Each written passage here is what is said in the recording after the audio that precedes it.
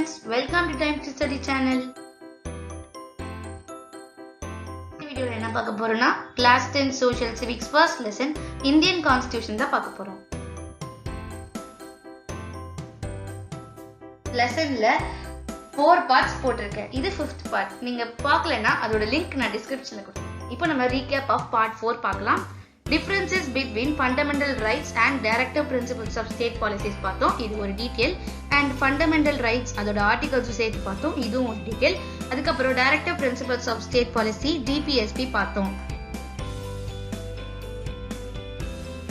சரி, இப்போ நம்ம fundamental duties பார்க்கலாம். நம்ம இந்தியன் கான்ஸ்டிடியூஷன்ல இருக்க fundamental duties வந்து the constitution of USSR ல இருந்து தான் இன்ஸ்பயர் ஆச்சு. USSR எங்க இருக்கு? ரஷ்யால இருக்கிற மாஸ்கோ நகரத்துல தான் இருக்கு. 1976ல காங்கிரஸ் பார்ட்டி ஒரு கமிட்டி ஆட் பண்ணுச்சு, சர்தன் ஸ்வரன் சிங் கமிட்டி. இந்த கமிட்டி என்ன பண்ணுனா ஃபண்டமெண்டல் டியூட்டிஸ்க்கு வந்து ரெக்கமெண்டேஷன்ஸ் கொடுக்கும். சோ இப்போ நம்ம ஃபண்டமெண்டல் டியூட்டிஸ்னா என்னன்னு பார்த்தறலாம். 42nd Amendment Act of 1976 வந்து கான்ஸ்டிடியூஷனுக்கு ரெஸ்பான்சிபிலிட்டிஸ் ஆஃப் சிட்டிசன்ஸ் ஆட் பண்ணுச்சு. அது மட்டும் இல்லாம 42nd Amendment of 1976 வந்து ஒரு புது பார்ட்டே உருவாக்குச்சு, பார்ட் 4A. இதுல வந்து ஒரே ஒரு ஆர்டிகல் தான் இருக்கு, ஆர்டிகல் 51A. இப்போ நம்ம ஃபண்டமெண்டல் டியூட்டிஸோட லிஸ்ட் பார்க்கலாம். இந்த டீடைல் நம்மளுக்கு ரொம்பவே முக்கியமான டீடைல்.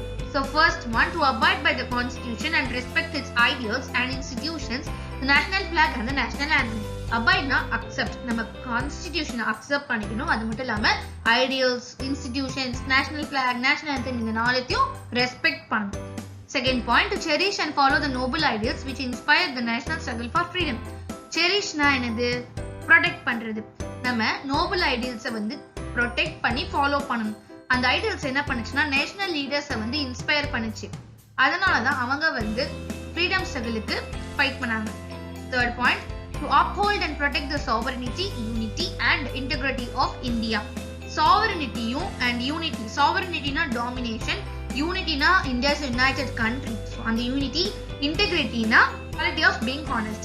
இந்த மூணுத்தையும் நம்ம protect பண்ணணும் and uphold பண்ணணும். Fourth point, to defend the country and render national service when called upon to do so.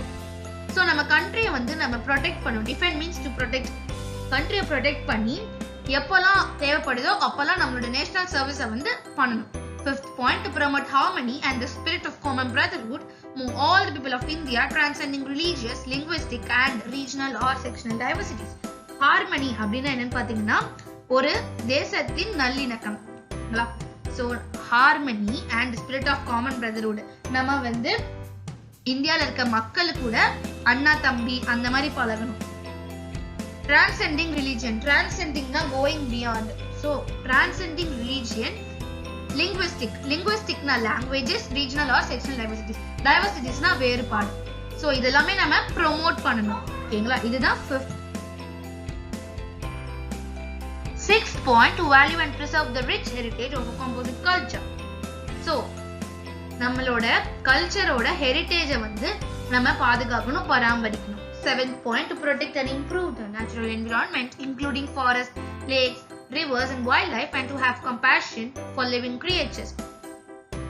நம்மளோட natural environment என்னெல்லாம் சொல்லியிருக்காங்க? forest, lakes, rivers, wildlife இதெல்லாமே நம்ம காப்பாத்தி பாதுகாத்து இம்ப்ரூவ் பண்ணணும். இதோட ஸ்டேட்டஸ்னா இம்ப்ரூவ் பண்ணிட்டு and to have compassion for living creatures. கம்பேஷன்னா கருணை காமிக்கிறது. லிவிங் கிரியேச்சர்ஸ் மேல நம்ம கருணை காமிக்கணும். Eighth point, to develop scientific temper, humanism and the spirit of inquiry and reform. Scientific temper நம்ம வந்து மூட நம்பிக்கையை நம்பாம சயின்டிபிக்கா எதெல்லாம் இருக்கோ அதெல்லாம் நம்பணும். Humanism and the spirit of inquiry. Spirit of inquiry na to curiosity to learn something new. நம்ம புதுசா கத்துக்கிறதுக்கு வந்து கியூரியஸா இருக்கணும். Reformனா making changes. இதெல்லாமே நம்ம டெவலப் பண்ணணும். So 9th point, to safeguard public property and abjure violence. நம்மளோட பப்ளிக் ப்ராப்பர்ட்டியை வந்து ப்ரொடெக்ட் பண்ணணும். abjure violence. violence வந்து நிப்பாட்டணும். 10th point, to strive towards excellence in all spheres of individual and collective activity so that the nation constantly raises to higher levels of endeavor and achievement. அப்படின்னா நம்ம எல்லாத்துலயும் பெஸ்டா இருக்கணும் அப்படின்னு நினைச்சு அதுக்காக பாடுபடுவது. அது மட்டும் இல்லாம இப்போ நம்ம தனியா ஒர்க் பண்ணாலும் சரி, ஒரு குரூப்ல ஒர்க் பண்ணாலும் சரி, அது வந்து எல்லா ஃபார்ம்லயும் பெஸ்டா இருக்கணும் அப்படின்னு நினைச்சு அதுக்காக பாடுபடுவது. இதெல்லாம் நம்ம பண்ணோம்னா நம்மளோட நேஷன் வந்து டெவலப்பிங் கண்ட்ரில இருந்து டெவலப்டு கண்ட்ரியா ஆயிடும். ஸோ 11th பாயிண்ட் பார்க்கலாம். To provide opportunities for education to a child or ward between the age of 6 and 14 years. இதுல என்ன சொல்லிருக்காங்கன்னா 6 வயசுல இருந்து 14 வயசு வரை இருக்கிற குழந்தைங்களுக்கு வந்து கம்பல்சரி எஜுகேஷன் கொடுத்தே ஆகணும் அப்படின்னு சொல்லியிருக்காங்க. 86th கான்ஸ்டிடியூஷன் அமெண்ட்மெண்ட் ஆக்ட் 2002 வந்து 11th ஃபண்டமெண்டல் டியூட்டியை ஆட் பண்ணுச்சு. இது வந்து article 51K AK under which all citizens of India or parents shall provide opportunities. இது வந்து முழுக்க எஜுகேஷன் தான் அப்படின்னு சொல்லியிருக்காங்க. இவ்வளவுதான் 11 facts. இப்போ வந்து நம்ம ஒரு சுவாரஸ்யமான விஷயம் பார்க்கலாம்.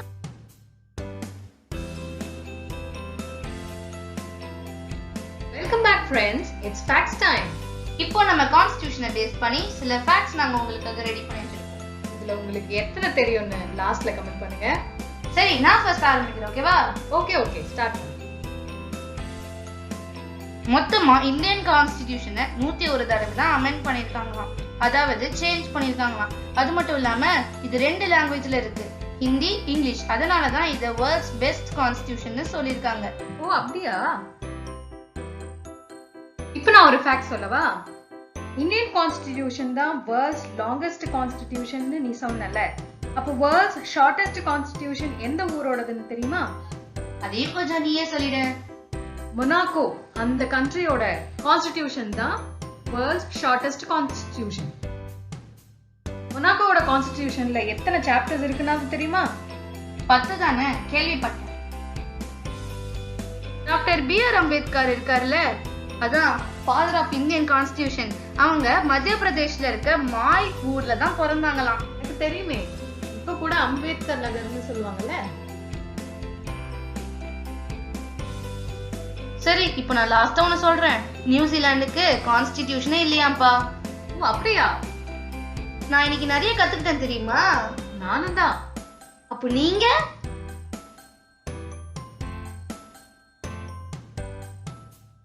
இந்த மாதிரி நிறைய ஃபேக்ட்ஸ் தெரிஞ்சுக்க stay tuned for our next video. Thanks for watching. Please subscribe. Bye.